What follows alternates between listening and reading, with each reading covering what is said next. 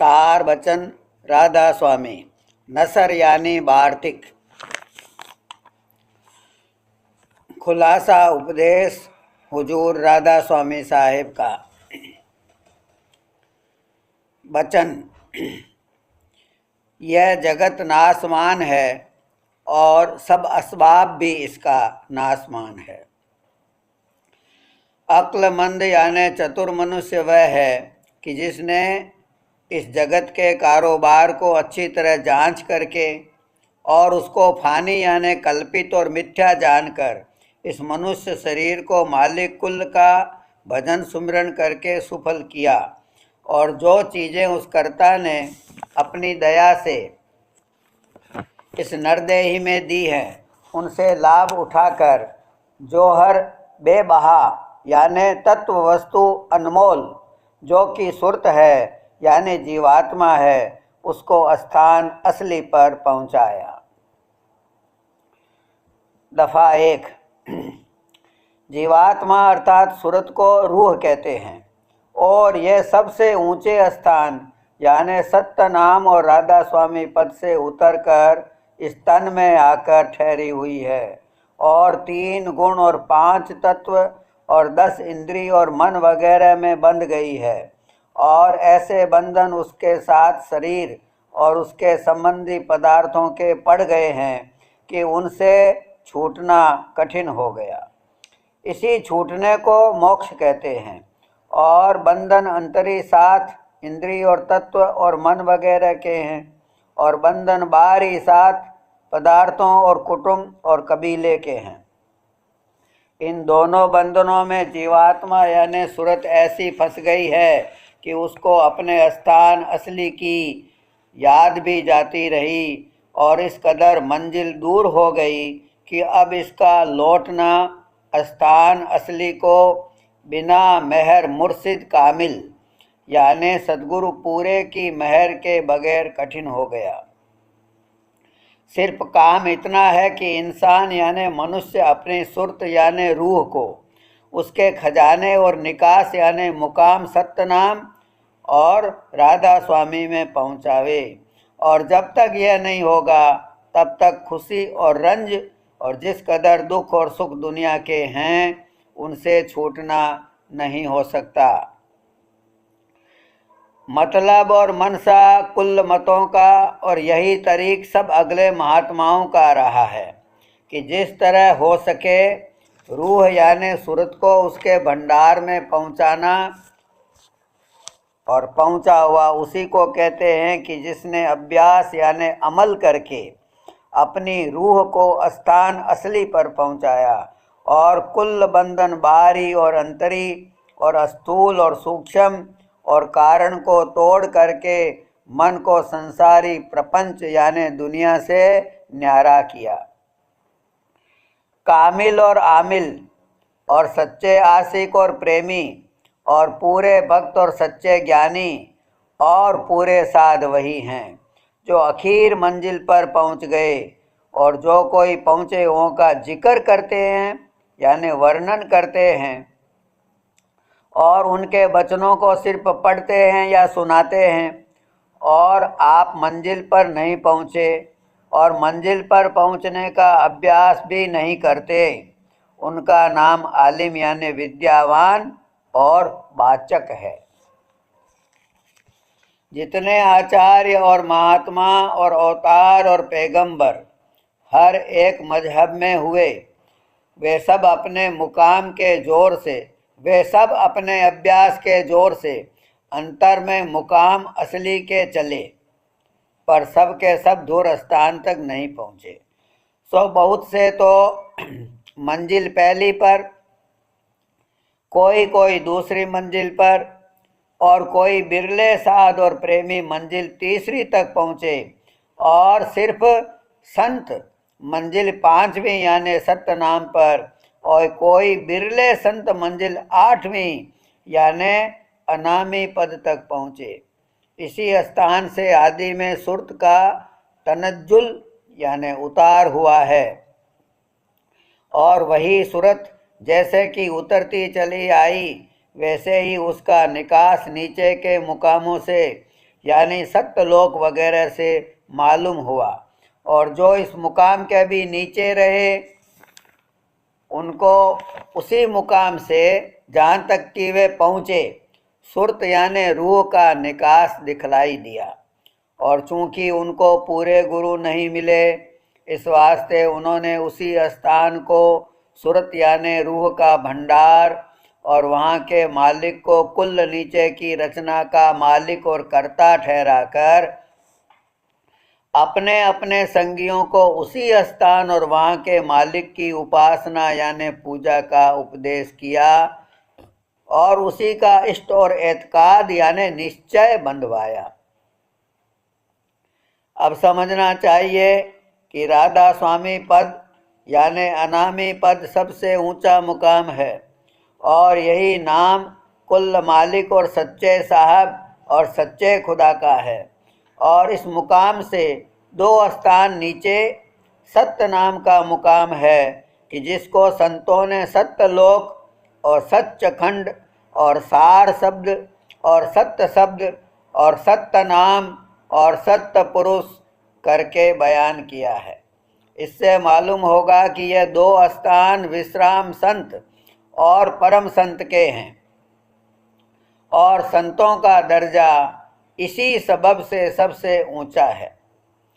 इन स्थानों पर माया नहीं है और मन भी नहीं है और ये स्थान कुल नीचे के स्थानों और तमाम रचना के मुहित हैं, यानी रचना इनके नीचे और इनके घेर में है। राधा स्वामी पद को अकय और अनाम भी कहते हैं क्योंकि यही पद अपार और अनंत और अनादि है और बाकी के सब मुकाम इसी से प्रकट यानी पैदा हुए। और सच्चा ला मकान जिसको स्थान भी नहीं कह सकते इसी को कहते हैं। अब मालूम करना चाहिए कि साध और ज्ञानी और भक्त और अवतार और पैगंबर और सब महात्मा जो कि निज स्थान पर न पहुँचे उनका दर्जा संतों से नीचा और बहुत कम है। और चूंकि वे राह में न्यारे न्यारे स्थानों पर रह गए इसी सबब से न्यारे न्यारे मत संसार में जारी हो गए। यानी जो कोई जिस मंजिल पर पहुंचा उसने उसी मंजिल को आखिरी मुकाम और उसी मालिक को बेअंत और अपार समझा और उसी की पूजा का उपदेश किया। और सबब इसका यह है कि मालिक कुल ने अपनी कुदरत से हर एक स्थान को बतौर अक्स यानी छाया निज स्थान के रचा है और थोड़ी बहुत वही कैफियत और हालत की जो ऊंचे स्थान पर है, कुछ कुछ उसी किस्म की हालत और कैफियत नीचे के स्थानों पर भी पाई जाती है। पर हर एक स्थान की कैफियत और हालत और उसके कयाम यानी ठहराव में बड़ा फर्क है और जो जो रचना हर एक स्थान पर देखने में आती है वह भी न्यारी न्यारी है और दर्जे बदर्जे लतीफ़ यानी सूक्ष्म और विशेष सूक्ष्म और अति सूक्ष्म और पाक यानी निर्मल और विशेष निर्मल और महानिर्मल होती चली गई है।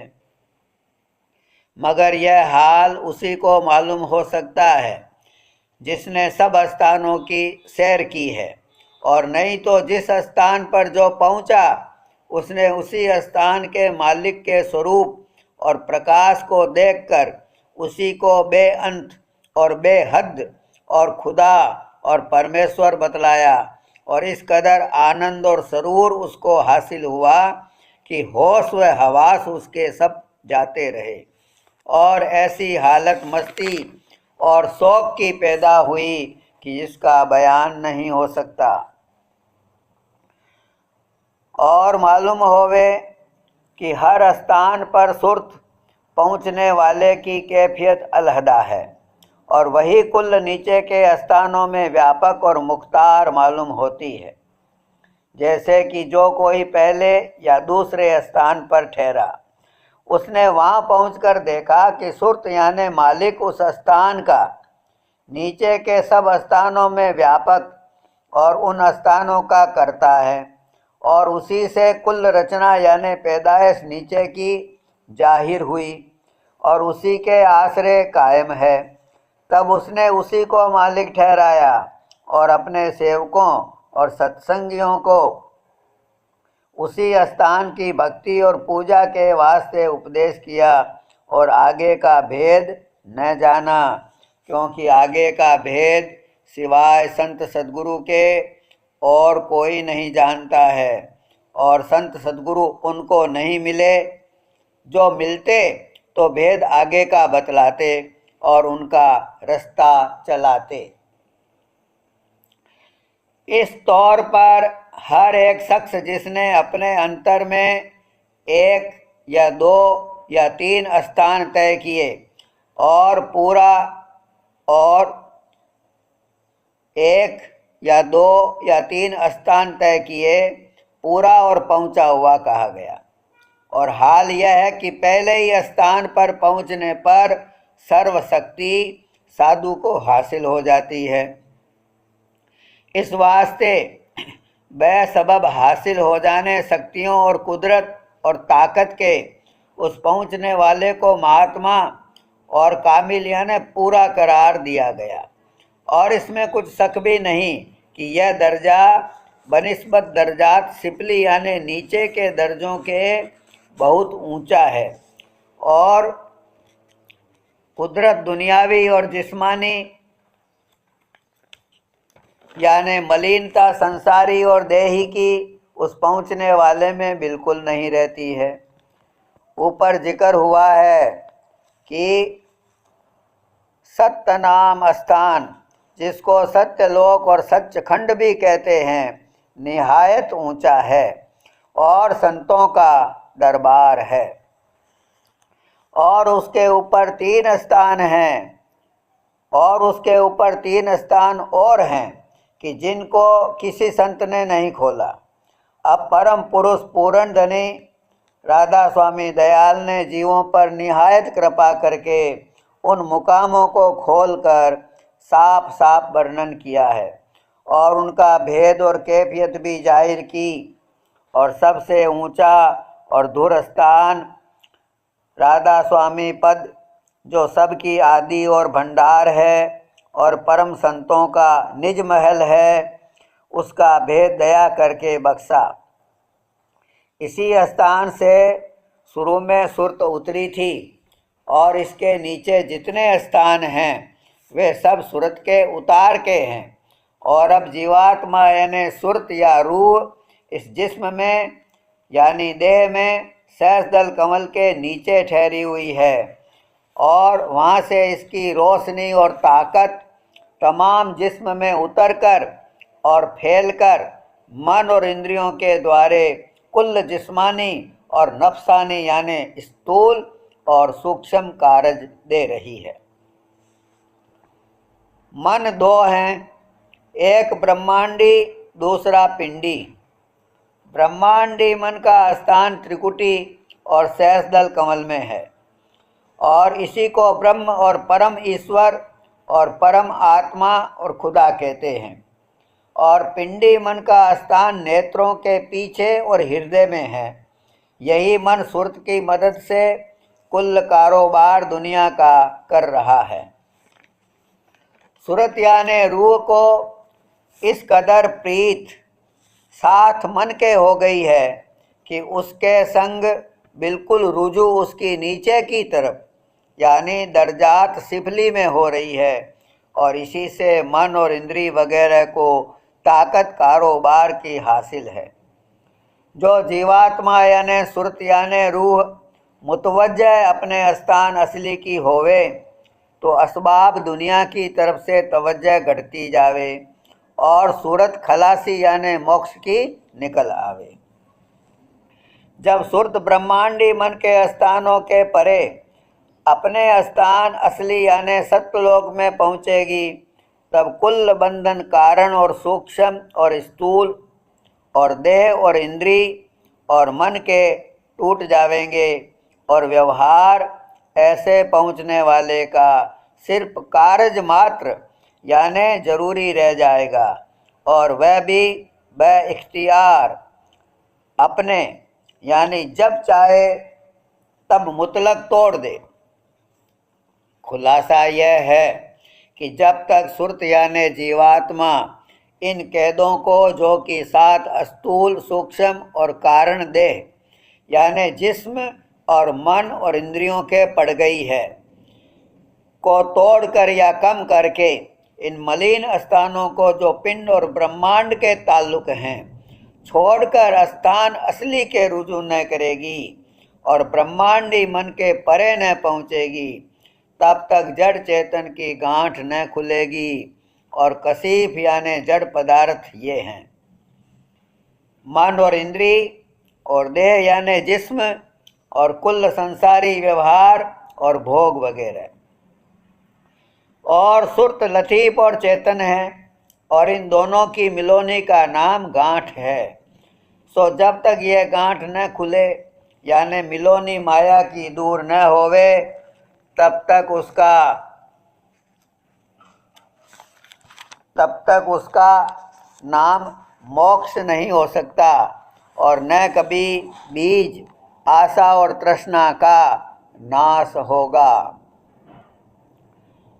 हरचंद की अभ्यास के बल से और कुछ रास्ता तय करने से इनका जोर किसी कदर कम हो जाएगा, या कुछ दिनों तक असल में दब जाना और जाहिर में जाता रहना भी इनका मालूम पड़ेगा। पर बिल्कुल दूर होना जब तक कि सत्य लोक में सुरत न पहुँचेगी नहीं हो सकता है, क्योंकि जो सत्य लोक तक न पहुँची तो जब ब्रह्मांडी मन और माया का असर होगा और जब भोग और विलास भारी झकोला देंगे, तब खौफ है कि साधु स्थान पहले और दूसरे का यानी जो कि सहस्त्रदल कमल तक या उसके ऊपर त्रिकुटी तक पहुंच गया है, तो वो उसको संभाल न सकेगा और अचरज नहीं कि फिसल जावे और चाहे फिर जल्द होश में आकर भोगों से नफरत करके अपने स्थान को अभ्यास करके और गुरु की दया से संभाल ले, पर दागी होने में उसके कुछ संदेह नहीं।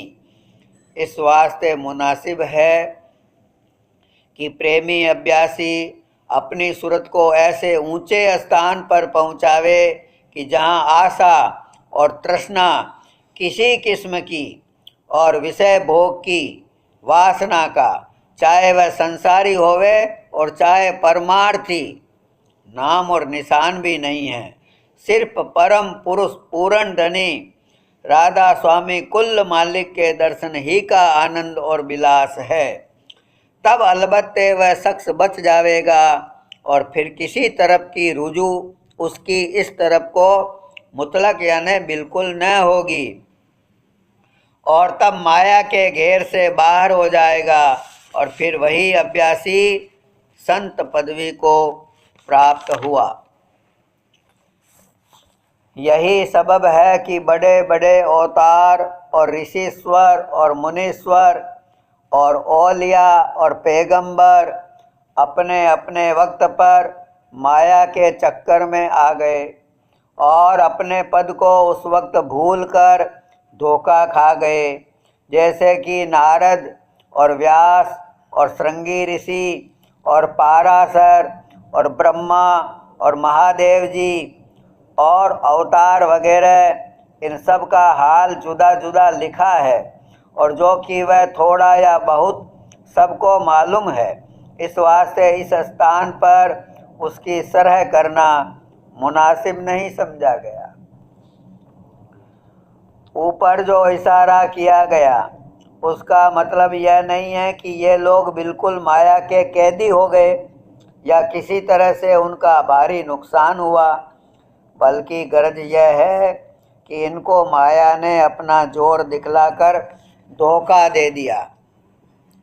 और सबब इसका जाहिर है कि वे हरचंद बड़े स्थान पर पहुँचे थे, पर उस स्थान तक नहीं पहुँचे कि जो माया के घेर से बाहर है, और मालूम होवे कि वह धुर स्थान सत्य नाम और राधा स्वामी है। अब तफसील उतरने दर्जे सूरत की लिखी जाती है। इससे साफ मालूम होगा कि असली स्थान सूरत का किस कदर दूर और ऊंचा है, और अवतार और पैगंबर और औलिया और देवता वगैरह कौन कौन से स्थान से प्रकट हुए और हद उनकी कहाँ तक है। पहला यानी धुर स्थान सबसे ऊंचा और बड़ा, कि जिसका नाम स्थान भी नहीं कहा जाता, उसको राधा स्वामी अनामी और अकह कहते हैं। यह आदि और अंत सबका है, और कुल का मुहित यानी सब उसके घेर में हैं, और हर जगह इसी स्थान की दया और शक्ति अंश रूप से काम दे रही है, और आदि में इसी स्थान से मौज उठी और शब्द रूप होकर नीचे उतरी। यह स्थान परम संतों का है, सिवाय बिरले संतों के यहाँ और कोई नहीं पहुँचा, और जो यहाँ पहुँचा उसी का नाम परम संत है। राधा स्वामी पद के नीचे दो स्थान बीच में छोड़कर सत्य नाम का स्थान यानी सत्यलोक महाप्रकाशवान और पाक और निर्मल है, और महज रूहानी यानी चैतन्य ही चैतन्य है, और कुल नीचे की रचना का आदि और अंत यही है। और इस पद से दो अंश उतरी और वह कुल नीचे के स्थानों में व्यापक हुई। संत मत में सच्चा मालिक और कर्ता यानी पैदा करने वाला इसी को कहते हैं, और सत्य शब्द का जहूर इसी स्थान से हुआ, और इसी को महानाद और सार शब्द भी कहते हैं, और सत्य पुरुष और आदि पुरुष भी इसी का नाम है। यह अजर अमर अविनाशी और सदा एक रस है। संत इसी पुरुष का रूप यानी अवतार हैं। यह स्थान दयाल पुरुष का है। यहाँ सदा दया और मेहर ही मेहर और आनंद ही आनंद है। इस स्थान में बेशुमार हंस यानी प्रेमी सूरतें अथवा भक्त जुदा जुदा दीपों में बसते हैं, और सत्य पुरुष के दर्शन का विलास और अमी का आहार करते हैं। यहाँ काल और कर्म और क्रोध और दंड और पुण्य और पाप और दुख और संताप का नाम और निशान भी नहीं है। इस वास्ते इस पुरुष को दयाल और रहमान कहते हैं, और सच्चे और कामिल फकीरों ने इसी मुकाम को हूत कहा है, और इसी मुकाम पर सुरत राधा स्वामी पद से उतर कर ठहरी और यहाँ से फिर नीचे उतरी।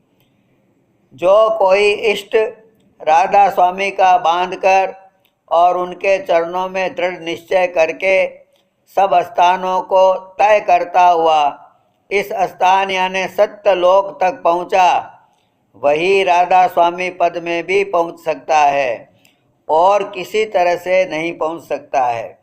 इस वास्ते खास उपासना संतों की सत्य पुरुष राधा स्वामी की है, और उनका इष्ट और मालिक सत्य पुरुष राधा स्वामी है, और इस स्थान पर पहुँचने वाले का नाम संत और सतगुरु है। और कोई संत और सतगुरु पदवी का अधिकारी नहीं है।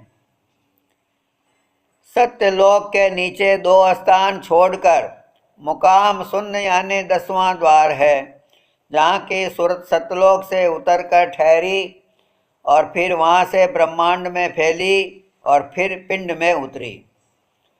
संतों का आत्मपद और फकीरों का मुकाम हाहूत यही है, यानी जब इस मुकाम पर सूरत 5 तत्व और 3 गुण और कारण और सूक्ष्म और स्थूल देह से अलहदे यानी निर्मल होकर पहुँचती है, तब काबिल भक्ति अपने मालिक की होती है, और यहाँ से प्रेम का बल लेकर आगे को चलकर सत्यलोक और फिर राधा स्वामी पद में पहुँचती है। इस स्थान पर पहुँचने वाले को राधा स्वामी यानी संत मत में पूरा साध कहते हैं। और इस स्थान पर भी हंसों यानी प्रेमी सूरतों की मंडलियां रहती है और अमृत का आहार और तरह तरह के आनंद और विलास में मगन रहती है। और पुरुष और प्रकृति का जहूर इसी स्थान से हुआ, इसी को पार ब्रह्म पद कहते हैं। शून्य यानी 10वें द्वारे के नीचे मुकाम त्रिकुटी है, जिसको गगन भी कहते हैं।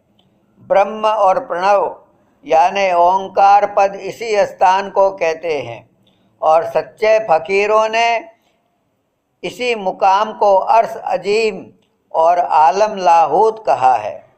जोगेश्वर और सच्चे और पूरे ज्ञानी यहाँ तक पहुँचे और यहाँ से महासूक्ष्म 3 गुण और 5 तत्व और वेद और कुरान और शरावगियों का आदि पुराण और किताब आसमानी की आवाज़ और कुल रचना यानी पैदाइश का सूक्ष्म यानी लतीफ़ मसाला और ईश्वरी माया यानी शक्ति प्रकट हुई। और अवतार दर्जे आला जैसे राम और कृष्ण और जोगेश्वर जैसे व्यास और वशिष्ठ और ऋषभदेव शरावगियों के इसी स्थान से प्रकट हुए। और महाआकाश भी नाम इसी स्थान का है और चैतन्य प्राण भी यहाँ से जाहिर हुए।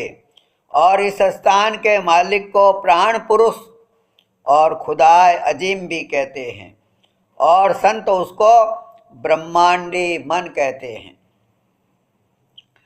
इसके नीचे स्थान सहस्रदल कमल का है और निरंजन ज्योति और शिव शक्ति और लक्ष्मी नारायण और नारायण ज्योति स्वरूप और श्याम सुंदर और अर्श और खुदा नाम इसी मुकाम के हैं।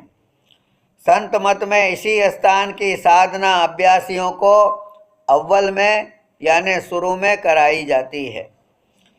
कुल अवतार दर्जे दोयम के और पैगंबर दर्जे आला के और ओलिया वगैरह और जोगी दर्जे आला इसी स्थान से प्रकट होते हैं और इसी में समाते हैं। और फकीर और संत इसी को निज मन कहते हैं। इसी स्थान से तन मात्रा तत्वों की पैदा हुई और उसके पीछे स्थूल तत्व और इंद्रियां और प्राण और प्रकृतियां प्रकट हुई। इसी स्थान का अक्ष यानी छाया पहले नुक्ते सुवेदा यानी तिल में जो आँखों के पीछे है और फिर दोनों आँखों में ठहरा हुआ है। जागृत अवस्था में जीवात्मा का स्थान इसी तिल में है और सहस्रदल कमल से चिदाकाश जिसको बाजे ज्ञानी ब्रह्म कहते हैं प्रकट होकर तमाम देह यानी पिंड में और कुल रचना में जो इस मुकाम के नीचे है फैला। और उसी चैतन्य आकाश की कुदरत का जहूर सब नीचे की रचना में है, यानी यही आकाश चैतन्य रूप कुल नीचे की रचना का चैतन्य करने वाला है। यहाँ तक तफसील दर्जात उलवी यानी ऊंचे आसमानी रचना की तफसील खत्म हुई। और इस स्थान के नीचे स्थान ब्रह्मा विष्णु और महादेव का है और वह रूप इन देवताओं का है। संत और फकीर जीवात्मा यानी सूरत को आँखों के मुकाम से अव्वल इसी स्थान की तरफ ऊंचे को चढ़ाते हैं और सिवाय इसके दूसरा रास्ता चढ़ने का नहीं है। यहाँ तक दर्जे शब्द यानी नाद के मुकर्रर हैं। मुताबिक तादाद इन स्थानों के यानी सत्यलोक से सहस्रदल कमल तक 5 शब्द भी हैं कि वे मुर्शिद कामिल यानी संत सद्गुरु पूरे से मालूम हो सकते हैं। हर एक मुकाम का शब्द अलहदा है और उसका भेद भी जुदा है। 5वां शब्द सत्यलोक में है और उसके परे जो शब्द की धार है उसका बयान कलाम में या लिखने में नहीं आ सकता, और न उसका यहाँ कोई नमूना है कि जिससे उस आवाज़ का अनुमान कराया जावे। वह शब्द उस मंजिल पर पहुँचने के वक्त अभ्यासी को मालूम होगा। ये 5 शब्द निशान उन 5 स्थानों के हैं और उन्हीं की धुन पकड़कर एक स्थान से दूसरे स्थान पर दर्जे बदर्जे ऊंचे की तरफ यानी दूर स्थान तक सूरत चढ़ सकती है। और किसी जुगत से खासकर इस कलयुग में सूरत का चढ़ना हरगिज नामुमकिन है, हरगिज मुमकिन नहीं है। मालूम होवे कि दूर स्थान यानी अंत पद जो राधा स्वामी है उसमें रूप और रंग और रेखा नहीं है, बल्कि शब्द भी वहाँ गुप्त है। वहाँ का हाल कुछ कहने और लिखने में नहीं आ सकता। वह विश्राम का स्थान परम संतों का है। जैसे कि सत्यलोक से सहस्त्रदल कमल तक 6 मुकाम उल्वी यानी आसमानी हैं, इसी तरह 6 स्थान सिफली यानी पिंड के भी उनके नीचे हैं, जो कि असल में अक्ष यानी छाया उन ऊंचे स्थानों की है, और नाम और स्थान उनके जुदा जुदा लिखे जाते हैं।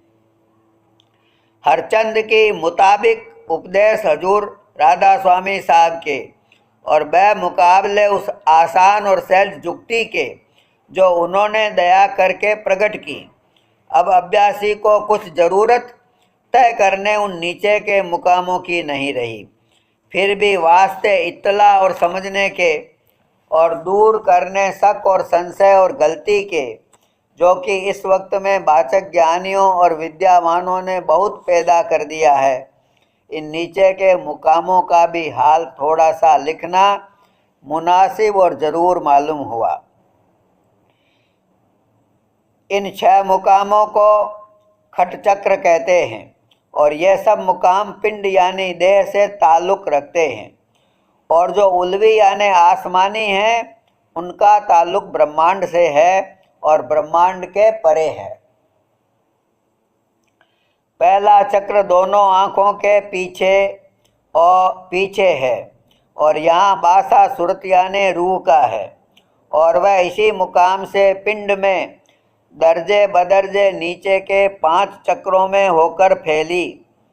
इसका नाम परमात्मा है और बहुतेरे मत और मजहबों का खुदा और ब्रह्म और भगवान यही है, और यही मुकाम जागृत अवस्था असली जीव का है, और यहाँ से भी पैगंबर और अवतार और वली और योगी और सिद्ध प्रकट हुए। दूसरे चक्र का मुकाम कंठ यानी गले में है। इस जगह सूरत यानी जीवात्मा का अक्ष कंठ चक्र में ठहरकर स्वप्न की रचना दिखलाता है, और विराट स्वरूप भगवान और आत्म पद बहुत से मजहब और मतों का यही है, और देही के प्राण का स्थान भी यही है।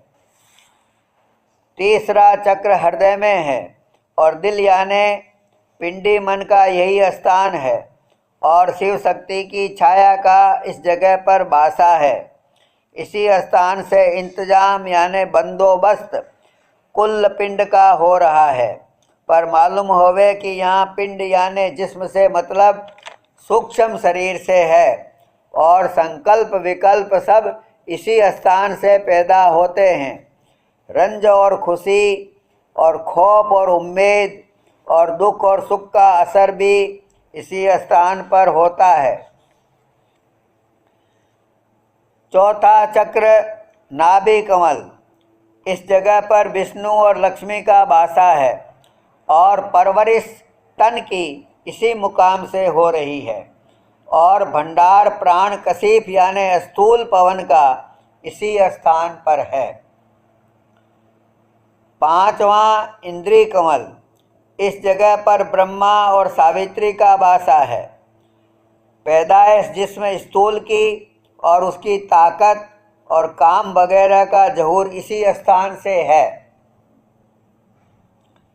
छठवां गुदा चक्र, इस स्थान पर गणेश का वासा है, और जो कि अगले वक्त में प्राणायाम यानी अष्टांग योग का अभ्यास इसी मुकाम से किया जाता था। इस सबब से अव्वल यानी प्रथम पूजा मालिक छठे चक्र की यानी गणेश जी की हर काम में मुकर्रर कर दी गई। अब मालूम होवे कि यह सब स्थान उल्वी यानी ऊंचे और सिफली यानी नीचे वाले अंतर में हैं। बाहर के स्थानों से कुछ गरज नहीं है। दर्जात सिफली गुदा चक्र से आँखों के नीचे तक खत्म हुए, इस वास्ते पिंड की हद आँखों तक है, और इसी को नौ द्वार का पसारा भी कहते हैं। और ये नौ द्वार ये हैं: 2 सुराख आँखों के, 2 कानों के, 2 सुराख नाक के, 1 सुराख मुख का, 1 सुराख इंद्री और 1 सुराख गुदा का। आँखों के ऊपर मैदान सहस्दल कमल का शुरू हुआ, और यही शुरू ब्रह्मांड की है, और यह हद 10वें द्वार के नीचे तक खत्म हो जाती है, यानी स्थान प्रणव तक, और प्रणव के ऊपर पार ब्रह्मांड कहलाता है। और मुताबिक संत मत के दर्जात सिफली और स्थूल सुरगुण में दाखिल है, और 2 स्थान सहस्दल कमल और त्रिकुटी के निर्मल सरगुण कहलाते हैं, और इसके परे का स्थान यानी शून्य निर्गुण खालिस कहलाता है, और उसके पार देश संतों का शुरू होता है।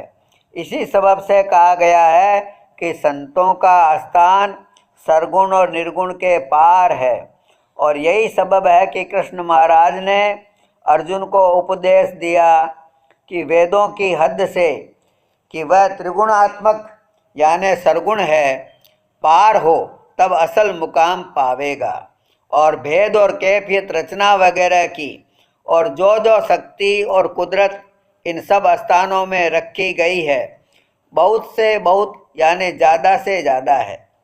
यह सब हाल सच्चे अभ्यासी को सतगुरु पूरे से मालूम होगा, और अपने अभ्यास के वक्त वह अभ्यासी आप देखता जाएगा।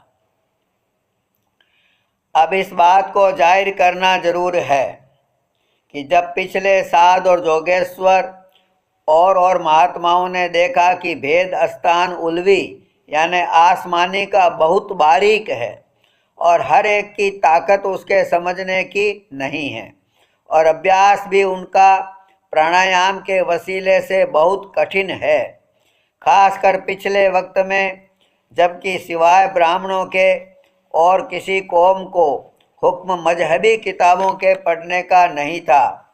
तब उन्होंने अव्वल भेद सिर्फ स्थान सिफली यानी नीचे के स्थानों का भेद प्रकट किया, और भेद स्थान उल्वी यानी ऊंचे स्थानों के भेद को गुप्त रखा। इस मतलब से कि रफ्ते रफ्ते जैसे अभ्यासी चढ़ता जाएगा वैसे ही आगे का भेद उसको जताया जाएगा। पर यह मार्ग और उसका अभ्यास इस कदर थक गया कि अभ्यासी स्थान सिपली के भी बहुत कम मिले, और रफ्ते रफ्ते उस वक्त के बुजुर्गों ने मसलहत वक्त समझकर कुल जीवों को, जो कि बिल्कुल मूर्ख और अनजान थे, अवतारों और देवताओं वगैरह की बार मुखी पूजा में लगाया, इस ख्याल से कि यह नाम और रूप जो असल में अंतरी मुकामों के थे याद करके उनकी धारणा अव्वल बार मुखी करें और फिर अंतर में लगें। पर आम लोगों से यह काम भी दुरुस्त और पूरा न बना। तब बाजे प्रेमियों ने वास्ते आसानी अभ्यास के बाजे अवतार और देवता दर्जे आला की मूर्त ध्यान करने के लिए और सूरत और दृष्टि ठहराने के वास्ते बनाई, मगर रोजगारियों ने इस मौके को अपने मुफीद मतलब देखकर मंदिर और मूर्तें बड़े बड़े अवतार और देवताओं की धनवालों को तरगीब यानी बहला फुसला कर यानी उनको समझौती देकर बनवानी शुरू की और अपने रोजगार के लिए उनकी पूजा बहुत जोर और शोर के साथ जारी कराई और पुरानी किताबों को जिनमें अभ्यास और उपासना का भेद लिखा था गुप्त करना शुरू किया। इसी तरह पर आहिस्ता आहिस्ता पूजा अवतार और देवताओं की मूर्तों की आम तौर पर जारी हो गई और हाल यह है कि ऐसी पूजा करने में किसी को कुछ तकलीफ नहीं होती, हर एक शख्स आसानी से कर सकता है।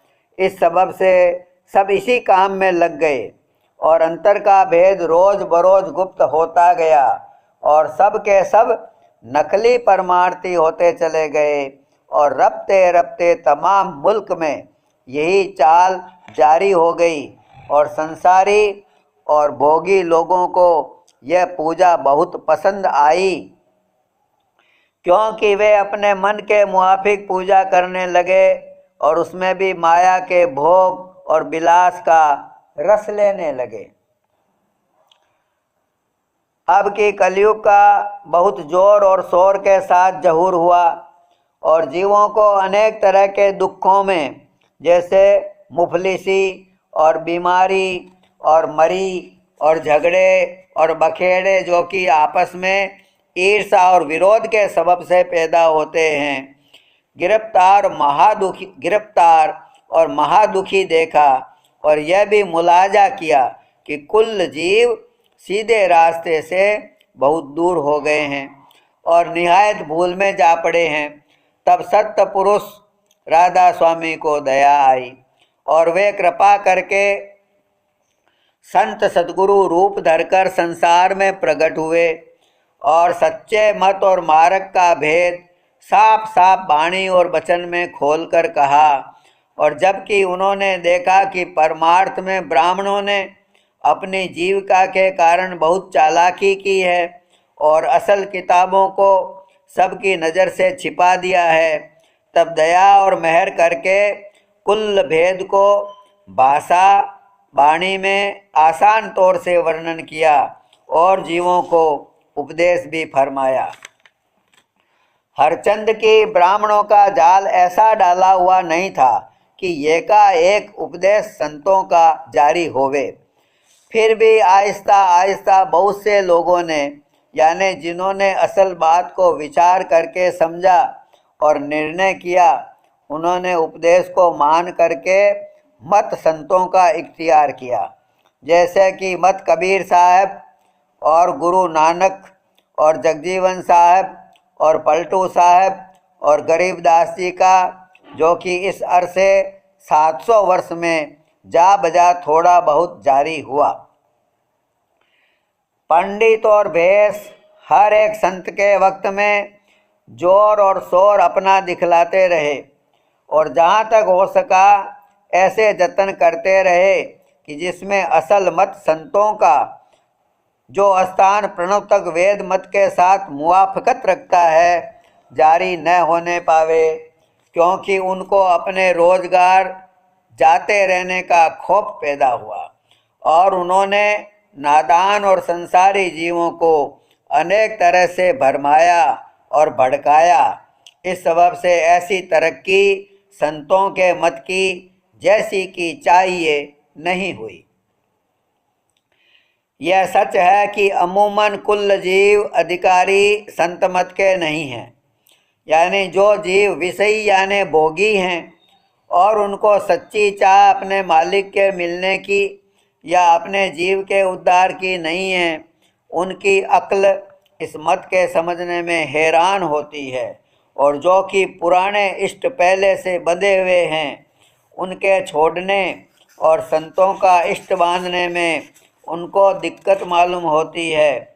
और चूँकि पंडित और भेष उनको डराते और भरमाते हैं, इस सबब से उनका दृढ़ निश्चय इस मत पर नहीं आता है और संतों की यह मौज है कि वे जारी होना आम इस मत का बिना निश्चय किए हुए और बिना समझे हुए भेद के पसंद नहीं फरमाते हैं कि किस वास्ते कि ऐसा अकीदा यानी ऐसा निश्चय फिर वही सूरत पैदा करेगा जैसे कि आजकल अवतार और देवताओं की पूजा में हो रही है। यानी जाहिर में लोग इष्ट राम और कृष्ण और महादेव और विष्णु और शक्ति और ब्रह्म का रखते हैं, और हकीकत में धन और स्त्री और औलाद और नाम बरी के आशिक और अधीन रहते हैं। अपने इष्ट के हुक्म का कुछ ख्याल भी नहीं, और न कुछ उसका खौफ है, और न कुछ उसकी मोहब्बत यानी प्रीत उनके दिल में जगह रखती है। फिर ऐसे इष्ट से चाहे अवतार का होवे, चाहे देवता का होवे, या संत सत्य पुरुष का, या परम पुरुष पूर्ण धनी राधा स्वामी का होवे, कुछ हासिल नहीं हो सकता है।